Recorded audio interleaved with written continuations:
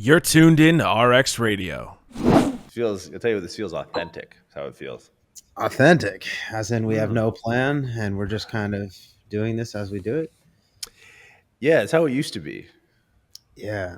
Like, I think even our definition of not having a plan now is way more planned than our previous definition of not having a plan. Yeah. I think we used to just not have a plan in life. Period. Yeah, hard stop. Yeah. Yeah, every day anything could have happened. Do you know how I know we didn't have a plan? Do you know what my number one proxy that I know you and I didn't have a plan was? I would love to know what it is. We went to chiropractic college. Nothing says I don't have a plan quite like that. Yeah. Oof. Look, we turned out all right. There's hope for you kids yet. We're 10 years out, dog. We can start using words like that. You kids. That's true. Fucking decade. If, we were different people, we might have kids right now. A lot of my friends have kids right now. That is correct. There's none that we know about. That's a very true statement. Neither you none or that I we want to know kids. about. That, you know what? It's probably none that anyone wants us to know about either. Like, right. Good. You're better off without that thing being your father. That's for sure.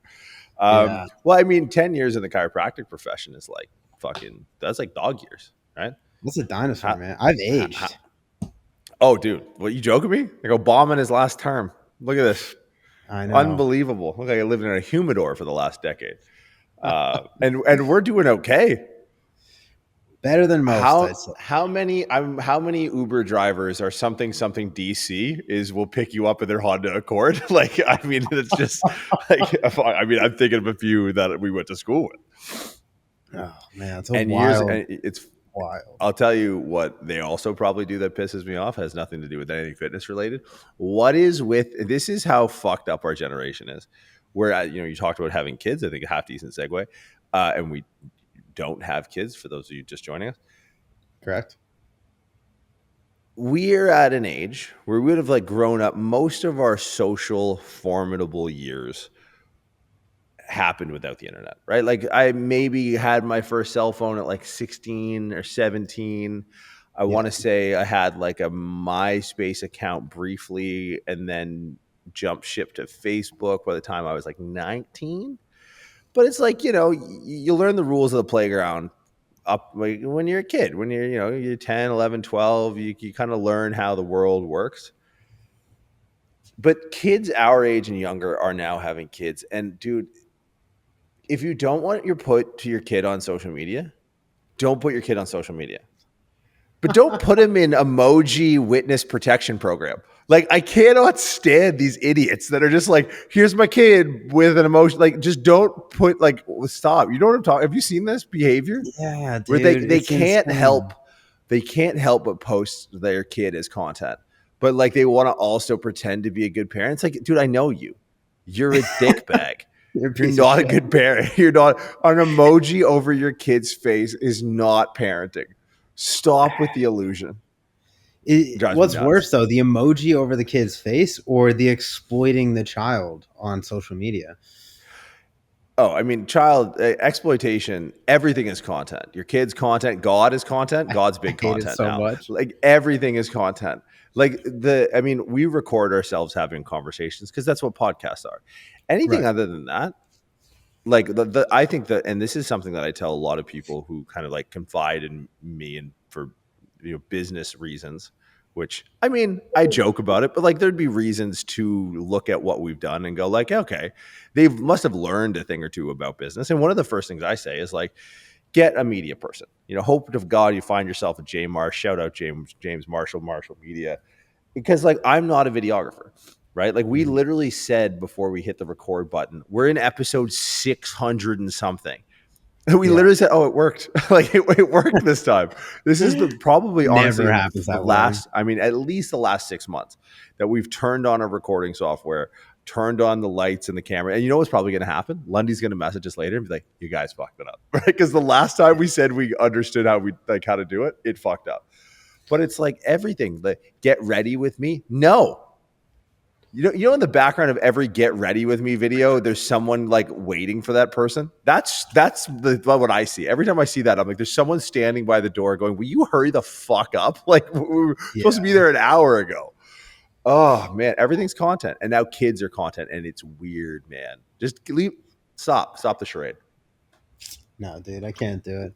Because that's the thing. If you're making it for content, it's right off the bat, it's inauthentic, right? If you have someone with the camera around you while you're doing things, then at least there's some authenticity to it. But if it's like planned out and you're doing this and it's for the internet, oh man, yeah, you've lost. Case in point, one of my favorite pictures. It's like me and you and Deny.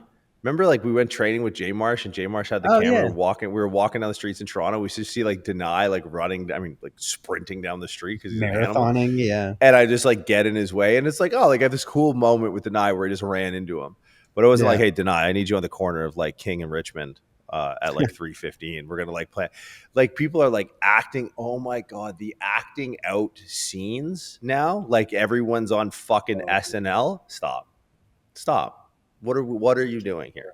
Can't do it, man. You're a trainer. You barely have enough self-respect to not be a stripper, and now you're trying to be a fucking like just forcing clients to do it.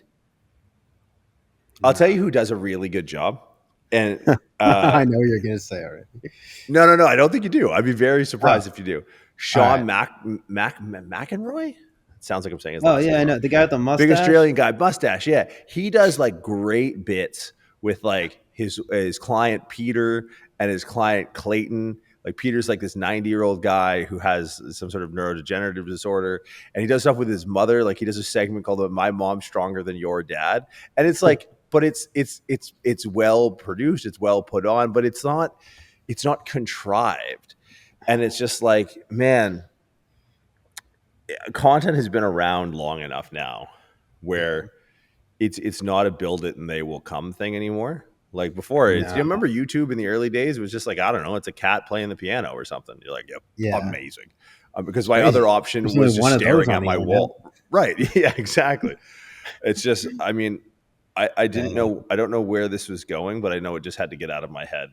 Because I think in the last like 2 hours, I've seen 12 like babies with baby emoji faces over the real baby's face. And it's just like, no. That's a mute at best. Like you're muted, if not blocked. Man, I got to say, one of the things, and I said it on this podcast, and I've changed my mind on a complete 180 in the last couple of years, is the old mute button. Mute is fantastic. Wait, I don't know your opinion on this. I was anti-mute. Oh, I'm so pro mute. See, I was commit. Like I was like, yo, you're either gonna like kill the person in real life or just unfollow them. I see. That's right. But now I've established like a wiser middle ground, and it's really out it comes to is I just don't want to have to talk to people, and because here's the thing I'll offer you: every single person that you want to mute is the same type of annoying person that would somehow know if you unfollowed them. Yeah. I can think of a few in my brain right now, and you probably are not listening, but you know that I've muted you. But the thing about mute for me, it's so convenient because I can, I like to rot my brain sometimes, just go through the Instagram and hey, Peyton Page, shout out Peyton Page, year one. Peyton I saw Page. that. That's our boy right there. Looking good, right at the top of the feed. Yeah, I saw that. I'll just go. Oh, this one deserves to be mute. I'm not going to show it, but you can just hold their story here, mute. I'll never have to see his stories again. Mute stories and posts. Just from the stories at the top. That's how much I like mind. Yeah, man. How did you stumble across that feature? I don't know, but I'm glad I did. That's one less. Because the thing is, like, I'm gonna do one. Do it. I'm at a point in my life where I think the most valuable thing to me is like my peace of mind. No, I'm sorry. I don't think that. I know that absolutely. And when someone forces their self into my consciousness, they're not forcing themselves. They're just doing their thing. But I've like, followed them, whatever. And they're in my consciousness at a time where I want to be not using my brain.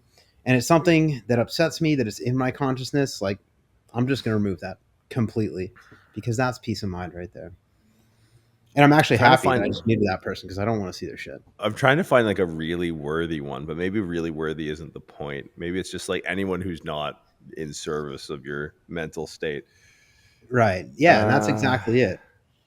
It's either adding or taking away. Okay, so just hold that. Hold that. Yeah, you're welcome. What? Wow. The update of this is the mother of all updates. This is Yeah, that's great. unbelievable. And mute stories in post. And you're out the door. Done. Easy. Oh, Convenience. dude, I tell you what, you're this is how the other side lives. Good for you, Doug. That's this is why I do the podcast, to learn. This is it. It's very educational. Man. Yeah. Whew.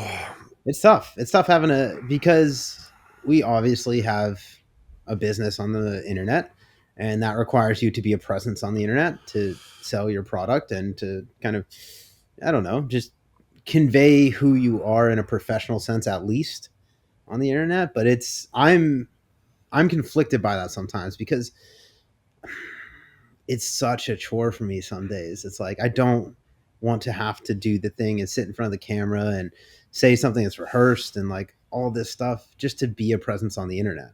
It's I don't know. Sometimes it's not worth it to me.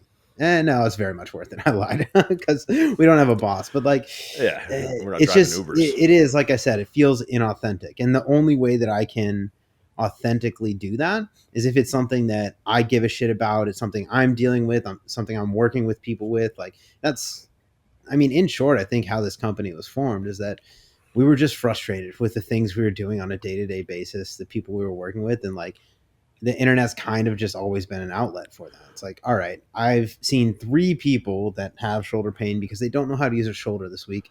Let me sit down and record a video on it. So maybe I have to have this conversation less often in real person. And that's like as far as content creation has ever gone for me. I don't even post much about my own life anymore. It's like I know people like that shit, and I want to share that shit with my friends, but like I've gotten to the point where there's too many people that follow me that I don't even know on the internet, and it's like I don't know. I don't know if I want to go above and beyond in that way for all these people because that just seems ingenuine to me. Yeah. I mean, I really started squaring this. I forget who told me this. It's like you're not selling if you're sharing, right? Like I think that was something that really helped me, You're not with what we selling if you're sharing. yeah, I don't like, know. so if you think about like people who create content on the internet, like, this if you're just sharing like information, if you're sharing ideas, because I think like like we have a website and we have a really smart gentleman that works with us that makes sure the website looks sick. Shout out Matt Penny. Go to www.pre-script.com. I have no problem saying that on the podcast because I'm I get just sharing, because we're just sharing. Like it's not, and I think a lot of it comes down to like, having a business that's aligned with you as a person. And I think yeah. that's where a lot of people struggle. Is like if you don't have a service that you're aligned with as a person, you're going to feel inauthentic in the way you sell it because all we need to do is to get people bought in, right? Mhm. And there's a difference between getting people bought in and people buying something, right? One is like usually a prerequisite to another, and sometimes this transaction happens entirely without our involvement. So people hit the website through an ad. They don't know who we are. That's great, and that happens more often than not now. But it's like if you have a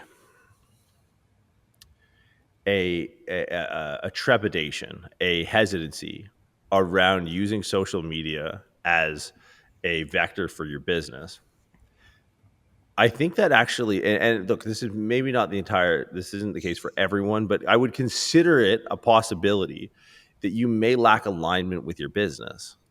Because like if you fucking back the shit that you do and you put everything into it and you share it with people, you should have like you and I were probably from especially from like a lifting perspective, as true and purest lifters as you probably ever come across, right? Mhm. Like down for the cause, you're giving yourself rhabdo at 14, herniating your disc, and then wrestling all the cauliflower-eared Olympians in your neighborhood. Like you were about that life for real, right? And it's just like, and I the same, and all of the old heads were just like, anti-internet, anti-social media.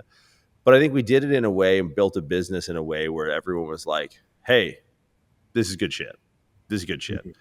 And, so, and that I think was really important to us in the early stages. And part of why I think our growth was and is slow but consistent, right? Like we companies coming on 10 years now, and I think we're just starting to get our feet under us now, because we played this game to like, look, there's an emphasis on making a business and systems, and creating a product, and in some ways a service, and building a team, and setting a standard and expectation, and upholding that will really kind of mute any sort of like high volume, low value practice, because like you just don't feel comfortable in sharing that. And so it's something that I kind of challenge people, because people message me, we talk to a lot of people who own businesses, and there is, and I don't let people hide behind the Puritan outlook anymore. Like, yeah, I'm just too about that. Like, yeah, you're so about that living on the park bench life. Yeah, totally. It's just you're just such a diehard lifter that like the only way to prove your diehardedness is by being poor. Yeah. And the more I dig into it with people, the more I have them come to the conclusion that like their business isn't theirs. Right? They're running a model that they heard about from someone else. Like they're just doing it for money, which is like, hey, look, yeah, that was a part of why anyone starts a business. That's the purpose of a business, is to make money. But I think like getting comfortable with your business really starts with having faith in your product or service. And any trepidation around telling that story, I usually point people right back to the product or service. Right. And some people like go back and it's like, you're right. Like I'm charging this, but the value's that. And I've been meaning to like get a domain name and like a URL and all of this. And I just haven't done it. It's like, okay, start there and then see if you feel a little bit more comfortable telling people to email you at yourbusiness.com rather than like you at AOL.com or whatever. Right. So it's just, I don't know. It's a tough thing to square, because I think it's a level of introspection that most people don't want to have. Yeah. Yeah, I definitely agree with that. And I think like even thinking back to how we started things is we didn't really know what the product was, but we knew we believed in it before it was there. And that's kind of how we saw organic growth is like I don't know what it is that we're going to do or how we're going to profit off of this, but we have these ideas and this kind of passion for these ideas. So let's just start somewhere. And where we started is not where we're at now. And even like when we got into the education space, that's not, we didn't know we were going to be where we are now. And like we tried a different route, a whole bunch of different routes, and kind of like took them as far as they could go, ran into a wall, pivoted. All right, what's the next thing? What's the next thing? And you just kind of listen to essentially what the business is telling you, like what the market is telling you, I guess would be like the buzzwordy way to say it. But at the same time, it's we've never really been salesmen for what we do. And like I very much am with everything I've done. I'm very much of the belief it's take it or leave it. Like it's the value is there and I'm so certain in that. But if you're not the right person to get that value out of it, then I don't necessarily want you to be a part of it, because you're not going to be happy with the experience and I'm not going to be happy because you had a bad experience. And that's like I don't want to sell people in that way where they feel like they were sold or like they were God.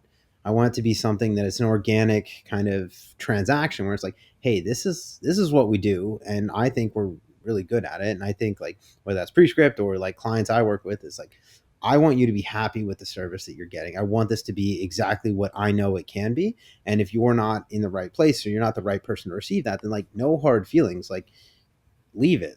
But if it's something that you can benefit from, like I want you to benefit from, because I see the benefit that there is, and I've seen the benefit of people who are at the place to receive the value from this thing, insert whatever that is. Uh, and I'm truly of the belief that like, look, the value's there if you're at the right place or you're the right candidate to extract that value. But if you're not, then like that's okay. Just don't then. Mm.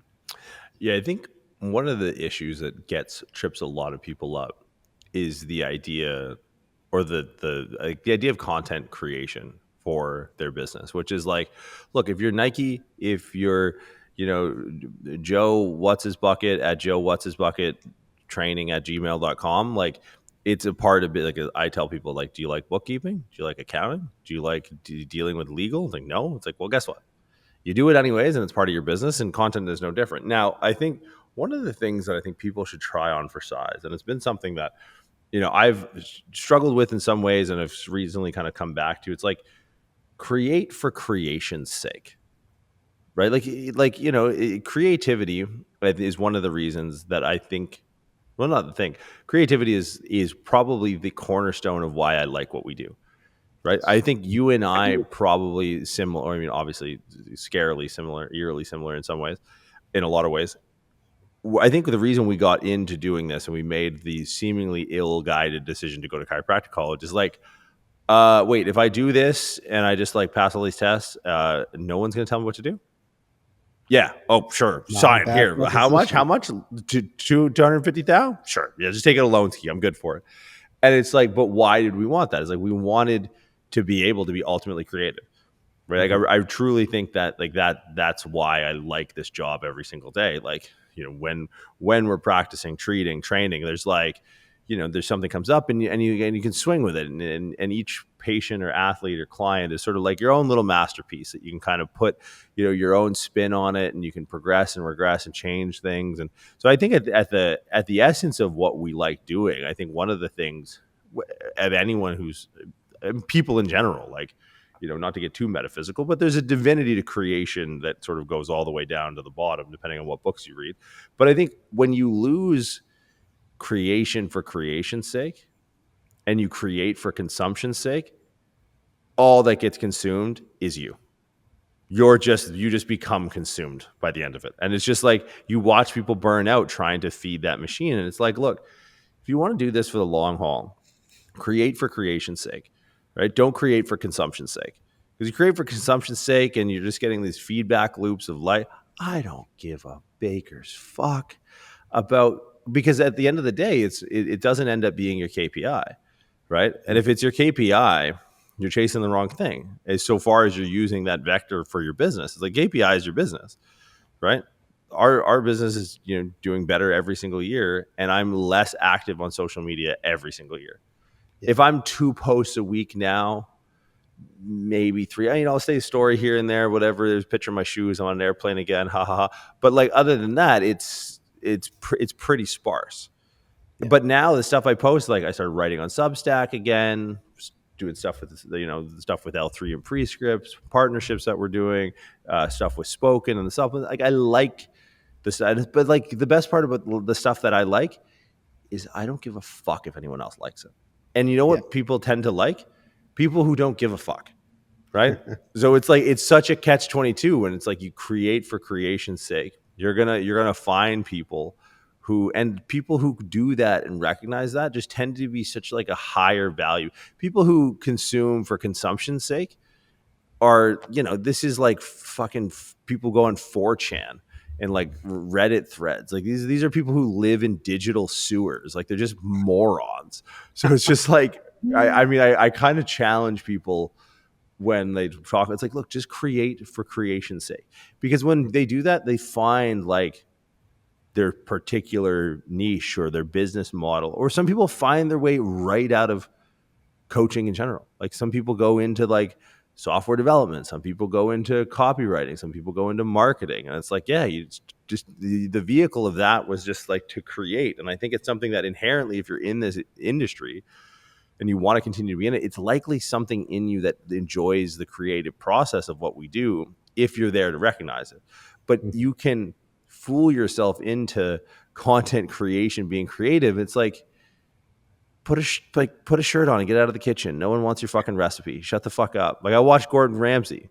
I can get Gordon Ramsay on the internet. I'm not watching your dumb ass make eggs. Like it's just like, go fuck yourself.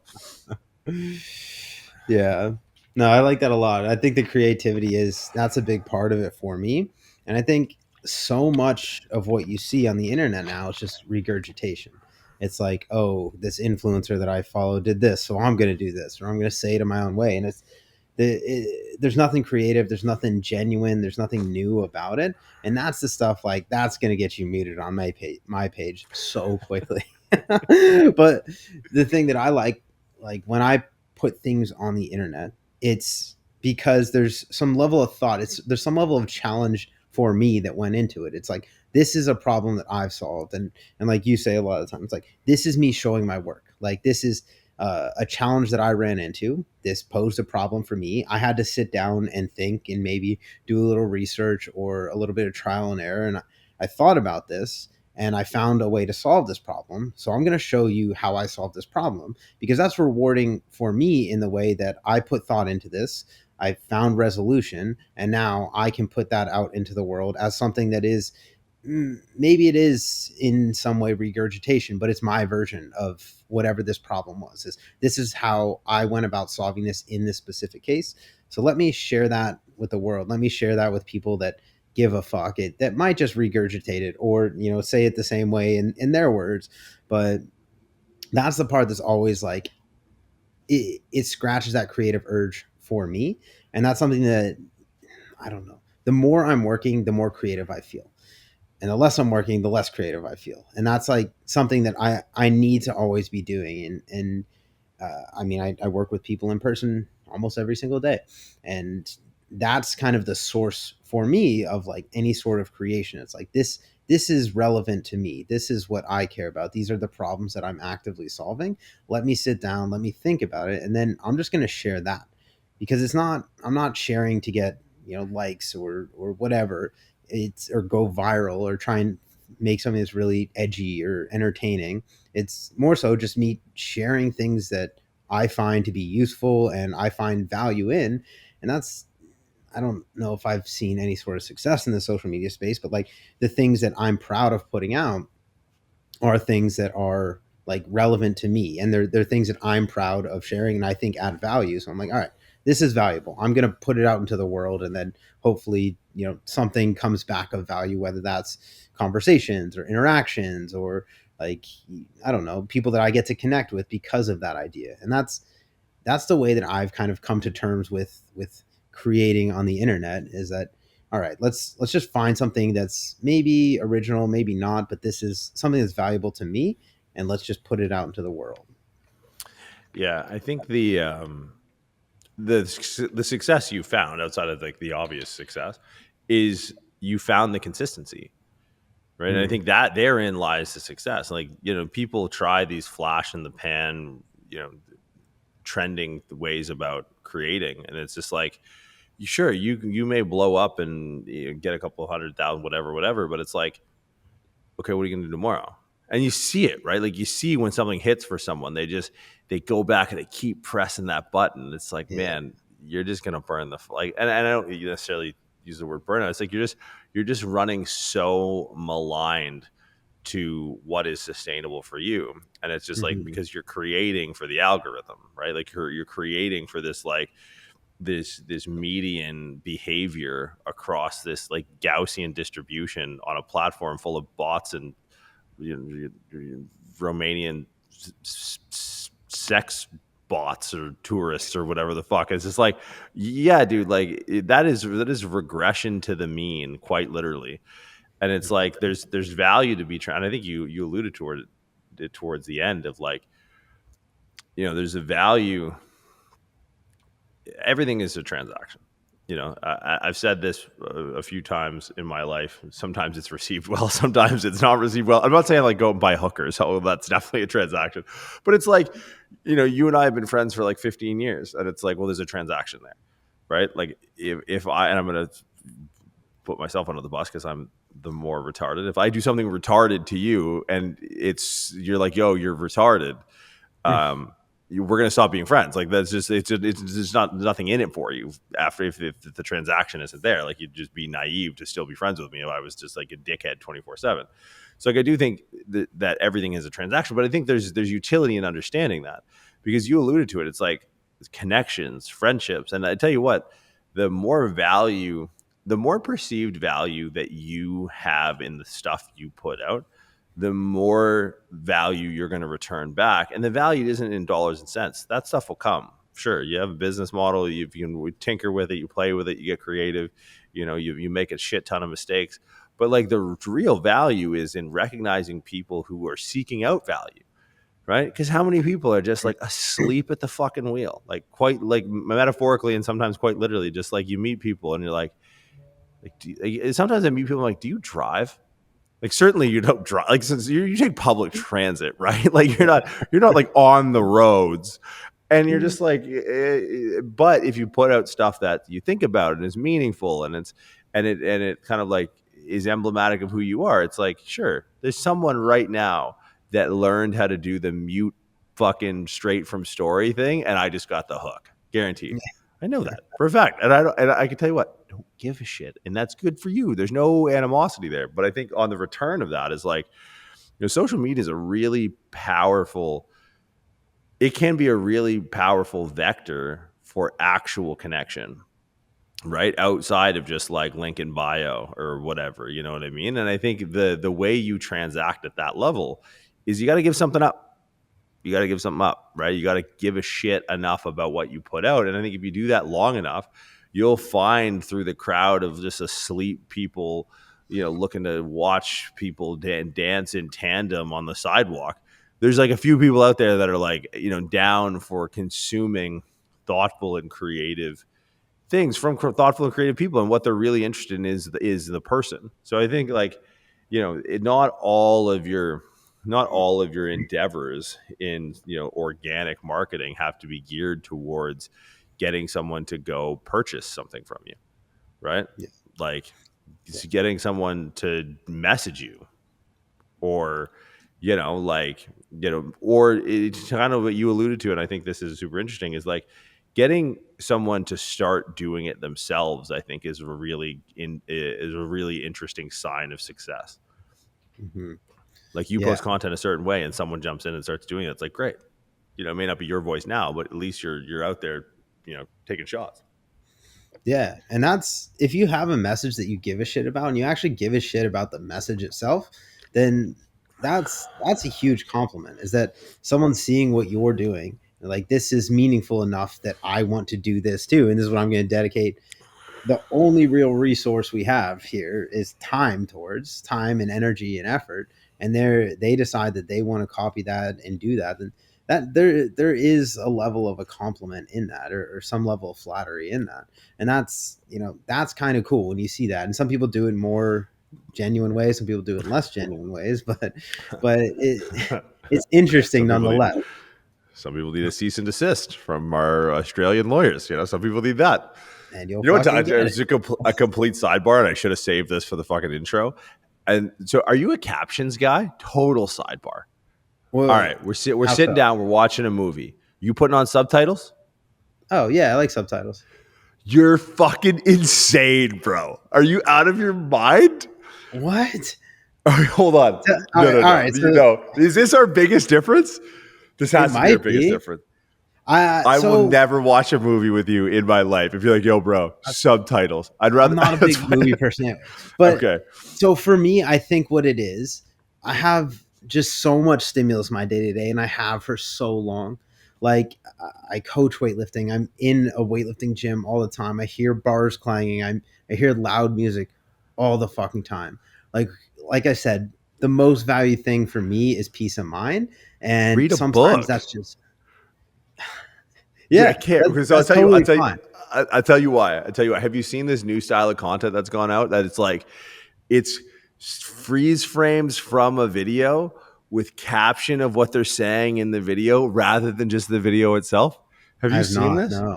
Oh my God. I've seen it like 10 times this week. I'll show you. I'll pull up something. If I'm scrolling on Instagram, I'll probably scroll past something that doesn't have captions. Like, it's rare that I'll watch things without captions. But it's not even captions. That I don't mind. But it's so here. When you see what I'm talking about, I think you'll get my frustration a little bit more. So I'm going to pick on Chris Williamson. So here's the thing. I'll give the devil its due. I think either him or James Smith started this. So this is him and Israel, right? So so you see that? Oh, my camera's not going to do the thing. So it's like them. It's like a freeze frame. Right. It's a freeze frame, but it's the dialogue of their freeze frame. So it's like, rather than just listening to the video of them talking, you're looking at stills of them and reading what they were talking about. And it's like a carousel. It's like a flip book. So yeah, that's nuts to me, dog. So what that is, though, that's someone capitalizing on the algorithm. That's all that is to me. I hate how right you are. Still a little bit upset you put captions on in movies, though. I mean, I can go either way. Like, if I'm on a plane, I'm falling asleep either way, so it doesn't fucking matter.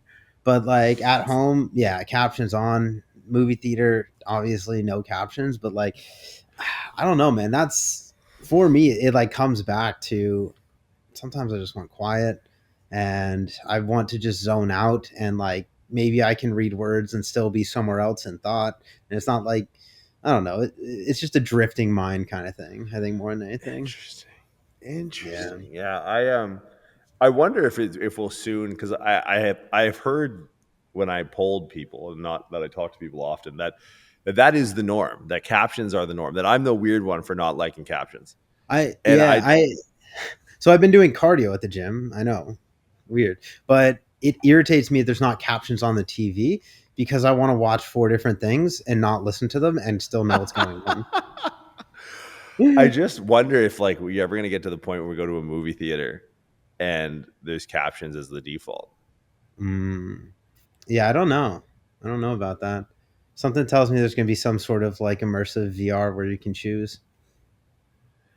Oh, interesting. Yeah, that's I just figured in America they would deport anyone who doesn't speak English now. So it's Oh, probably like we're not putting captions up. You either listen to this language or you're out the door. Um, yeah. yeah. Okay. Anyways, sidebar, but I think it's something that you have to be mindful of. Like I saw that, for example, that trend of like subtitling your images, pulling from a video where a conversation, and then within a week I saw that like just again and again and again, because like how you tell a story is as important as the story you tell, Oh yeah. right? And I think if you're trying to build a personal brand on the internet, inauthentic and repetitive and plagiaristic storytelling modes flies in the face of authentic content of the story, right? Like if you're someone who's you're trying to tell your unique experience about you moved from a country to over here, and then you started as a janitor in the gym, or like whatever sob story everyone has, and that's the ethos of like their brand, or but you do it through regurgitated vectors. It paints the story to a regurgitated story, even though it may not be it, right? And it's just like the vessel is, it's funny. Like the more I like read about like neuroscience and the brain, and the more I kind of see this principle everywhere. Like I used to think, when we were fucking back in school, that like the brain was just a bunch of like codes that was carried through connections, right? Like you have all these synapses. But like the more you study the brain, you realize it's not a bunch of codes running through connections. You realize that the code is the connections, right? That's how the brain works. Mm-hmm. And it's like when you realize, when you turn that into like a bit of a metaphor, it's kind of like how everything works, right? So like how how it's like how you interact is the message, right? The medium is the message, is sort of the shorthand, or like the code is the connection. But it's just like if you're trying to tell a story on the internet, and I don't think people really realize like what a story is. A story is a vessel that holds your experience. That's what a story fundamentally is. And when people run into issues, it's when their story can no longer hold their experience, right? Like I have friends with like really bad PTSD, and I'm sure and actually know for a fact that you do as well. And it's like, what is that? It's like, well, that's when the story can no longer hold the experience. You have the story of what your life is, and you have this experience that's outside of that, and that you run into errors. And it's like, if you're using social media to tell your story as a part of like some marketing arm of your business, it's like it has to hold your experience, it has to hold your experiences. And if the vessel is shaped to hold someone else's, good luck. Like you're just going to consistently run into issues. And I see people and I listen and they go, yeah, I got like, 15 clients online, I got some in person. It's like, stop with the algorithm stuff. Stop with today's thing is like, we're going to put text on the bottom of the still photo flip book carousel thing. Like, you got to stop with that. Because here's the thing, most of those people have good stories, they have good experiences, and they have terrible stories, they have generic stories, and they just come off as generic. Yeah, I agree with that. And I think there's a lot of people trying to fit their story into the wrong means, right? Like going back to a movie, like I'm sure there's movies out there that if you were to just straight up read the transcript, it would probably be like a couple pages long. There's probably not much spoken word in those movies, but it tells an entire story that you can experience more visually and through, whatever audio there is that's outside of words and body language and nonverbal communication and things like that. And that's something that you can't really tell the story of something like that in a transcript. And that's what maybe Instagram, TikTok, Twitter, blogs, it might not be the right means for the story that you're trying to tell. Like, it's, if you're working in person and you're great in person, like maybe what you need to be doing is like talking to people, networking in person, and not just trying to hit the algorithm on the internet. And it's like, I think everyone tries to fit into that. Everyone has their brand, and what is your brand, and what does that consist of? And you have to have an image on social media, and like the blue check mark and all this stuff. And that's not the right package for most people. Like, both you and I have worked with very successful people. What does their social media following look like? It's probably irrelevant, because they didn't find success chasing followers and the algorithm, because that's irrelevant in a lot of realms of business. Like, yes, so everyone who has a business is advertising on social media because everyone's on social media and everyone's glued to their phones now. But that doesn't necessarily mean that you have to have a presence on social media to be successful. Like, be successful in your own realm, in the thing that you're doing, in the way that's going to breed more success. It doesn't have to be this, edgy, algorithmic, viral thing on social media. Like, if that's how you make your money, like there's plenty of people who make a ton of money on social media. Like, what's his name? Mr. Beast, the YouTuber. Like, he's making a lot of money doing a lot of shit on YouTube. And that's it. That's his thing, because that's how he has found success. But if you're in, I don't know, lumber sales or roofing or something like that, you don't have to be a hit on social media to find success. Like, you need to be able to tell your story in a means that matters, pertinent to where you're trying to find success, not just some generic means of building a brand because some online guru told you that you have to. Yeah, I mean, an axiom that I followed like early in my career and still to this day was like, be famous in your hometown. Yeah. Right? Like, if you, and I saw that a lot of what early days got shared when we started creating for the business. A lot of the shares and likes, and this was like Facebook days. This may have just been early Instagram days, at least for me or for you, was people from my hometown, people that I had like taught how to deadlift and came into the gym. It's like, if you lay that kind of foundation, you can find success because those people want to transact with you, right? But it's like, you can't walk that back, right? Like, you can't do that in reverse. You can't be the guy who, because like, play this out in your mind. You're a guy who like goes in, films all his sets, doesn't talk to anyone, and then no one's like, this guy's fucking annoying. His tripods everywhere. This guy's like fucking, he never. But if you're the person that goes in and like tries to help everyone that asks, and you're not annoying, and then people see, oh fuck, man, yeah, I remember that guy. That guy was really cool. Like, I saw him. He helped this like old lady start and stop the treadmill every time when he was working out. And it's like, those people are going to want to support you, right? Like, my thing is, it's like Shakespeare nails a couple of really good quotes, obviously. And one of my favorites is, all the world's a stage. That's a Shakespeare quote. All the world's a stage. And it's like,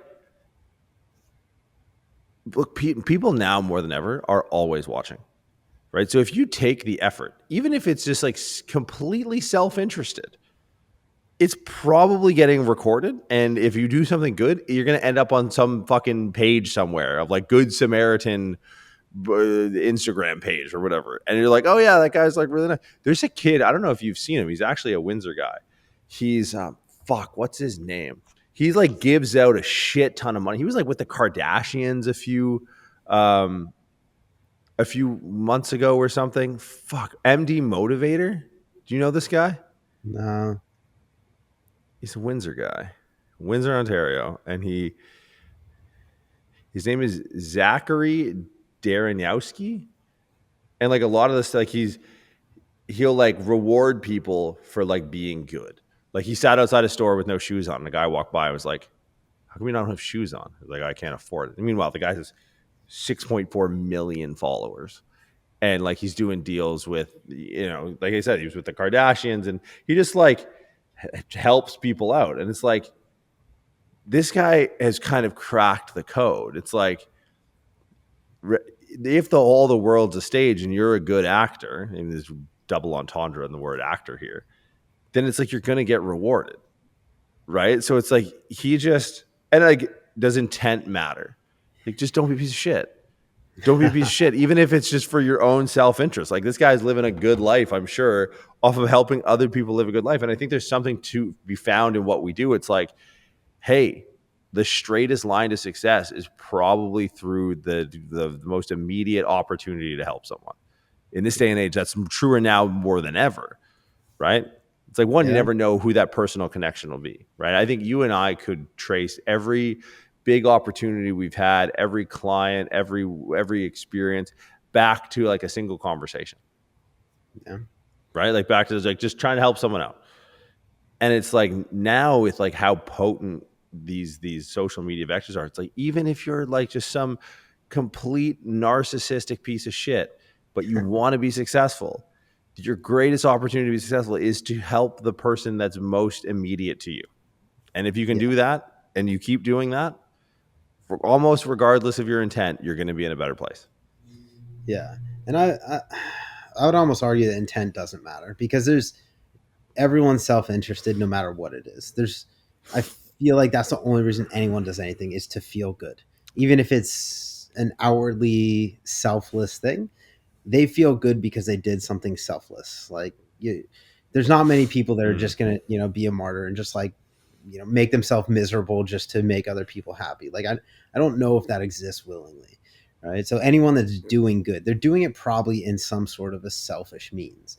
Right. And I'm not going to say that I'm any different than that. Like, the reason that I hold myself to such a high standard in the things that I do, I want to do a good job because I want to reflect well upon myself and the way that I operate a business and the way that the standard that I hold myself to. And that's important to me because that feels good to me. Like, it wouldn't feel good to me if I was just scamming people out of money and doing whatever, but I might be out on the outward facing more successful if I were to do that. Like, having, money or fame or insert whatever thing is sought after here that is hard to obtain. Like, okay, yeah, I guess, but no matter what someone's doing, they're probably doing it just to make themselves feel good. And whether that's something that is more righteous or less righteous, that's like maybe up to the public opinion, or maybe that's up to them to decide. But like, I don't think people just do things selflessly for no reason. I think they do it because there is enough reward in that for them to make them feel good doing it. And some people might not have that same value of righteousness in them, where it is less genuine in the things that they're doing. But like, it makes me feel good to see other people accomplish their goals. It makes me feel good to be someone that can help them bridge that gap. It makes me feel good to be useful. It makes me feel good to do a good job. And those are all reasons why I do the things that I do. And I like to think that I do it in like a relatively moral standard way. Like, I feel like I'm doing it in a way that is respectable, and maybe there's some righteousness in that. But like, at the end of the day, the things that I do, the things I put effort in, they're for my self-preservation, so that I can live a comfortable life, so that I can feel good. And I do it in a way that I think is it shows some sort of moral standard. And I do it genuinely because I like helping people. But that's the key to it, is I like it. It makes me feel good. If it didn't make me feel good, then I probably wouldn't do it. Yeah, I mean, I think intent only matters as it's an indicator of future behavior. Because I've seen people change. I see a lot of people change. There's an article in the New York Post this week about how much someone has changed. That like, there's a lot of changing going on. But I think that's where intention. Oh, there's another one. I gotta send you this. I sent you the other New York Post been getting the fitness industry. So you may not have met the dude, but some guy.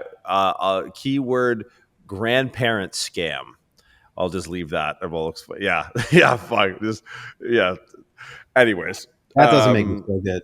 It's you know what made him feel good, but I tell you what's not going to make him feel good: prison. But this is my thing. This is my only thing with intent, because I think it's a very does intention matter is a very metaphysical question, right? It's something that sort of permeates all domains. And my only thing with intention in this case is like, if you're doing good because it makes you feel good versus if you're doing good to just reap the benefit doesn't matter, or to help people versus, feel good yourself. It's like, I think it matters as so far as it predicts future behavior. Cause like I've seen people do good so that other people's get better. And then when they get the bag, they lose their fucking minds. And it's like, that's when intention runs awry. Now, if you can stay on the other side of that incentive and you can consistently, even with a malintent, be aligned to helping people because it still pushes your agenda uphill. But when you lose that, and then that's when the intention comes through. And I think that's something where I listen to these debates about things like this and this thing specifically. And I think that's where a lot of people, I don't necessarily go wrong, but that's the blind spot. Is like, does intent matter? It's like, well, yes, because does what happens next matter? Yes. So I think it's something where, is altruism real? It's like, depending on what books you read, if a guy went on a cross, that was probably the last altruistic thing that may or may not have happened. But other than that, it's like, yeah, we're doing it for us. But I think like, trying to have, and this is something that I think business has taught me at the very least, and I'm sure you can echo this to a certain degree, is there's no such thing as a bad deal if both people's interests are aligned, right? Yeah, If it's mutually beneficial, then it's a deal worth doing. If it's not, then it's a bad deal. Even it's a bad deal, even if you're the one on the receiving end of it. If you're the beneficiary of a bad deal that's good for you, but it's not mutually aligned, it's still a bad deal because you're losing something else other than money, right? Yeah. Yeah, I remember there was a business book. I think it was about negotiation, and it pretty much said the same exact thing. It's like it's either a good deal or it's no deal. Like there's no such thing as compromise in that perspective. Is that it's if someone's giving up, then it's a bad deal because then they're not 100% in it, and like compromise in the fact that like you're giving up something that is truly important to you for that to be like you're saying like a good deal on both sides. So like if compromise just makes two unhappy people is what it does. So it is like a good deal or no deal is in business. It should be that way so that everyone is mutually aligned and everyone's interests are respected and reflected in that deal. I like it because I think this kind of brings us full circle, right? Because I think the first thing you need to align with when you get into business is yourself. And I think one of the issues that I've noticed and run into in business is trying to align with another party that themselves are not aligned. And you're like, oh boy, this is a moving goalpost. And I am not going to be the motherfucker to hit it. And so I think that's something where, if you're just starting out, that's a key feature to early days business is like, okay, get clear, get aligned. Like now again, get clear on, we're not saying get clear on business model. You and I have changed the primary core of this business multiple times over and the business has evolved. But you in some ways are the same person. Like you've changed, you've grown up, you've somehow aged less than I have, which is like really fucking annoying. You look great.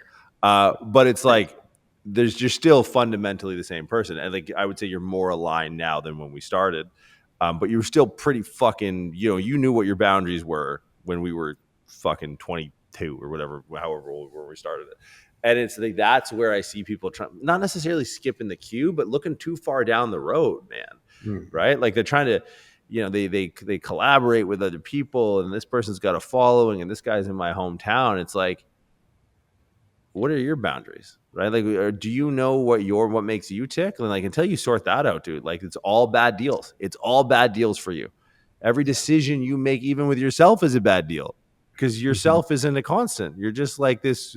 You're riding the high seas of the algorithm change. It's like every single deal you make with yourself is a bad deal. Once you sort that out, then it's like, all right, now you got to go navigate to find someone else to collaborate with that has their shit somewhat together and their heads screwed on somewhat straight. Yeah. So I think it's, how you do one thing is how you do everything. It's obviously an axiom that we try to live by as best we can, but it's just like, people think in content now. Yeah. It's fucking weird. That's crazy. Like it's weird. Right? Like when that's what, like when I try and fight back against it. Like I have a pen, I know you're a pen and a pad guy. You're a broke ass pen and a pad guy.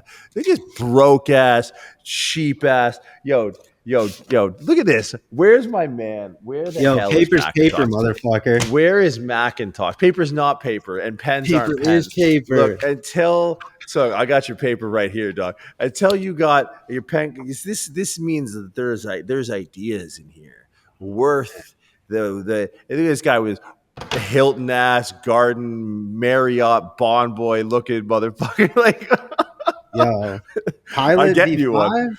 This is cream of the Pilot crop V5, man. I'll get your Pilot V5 right here.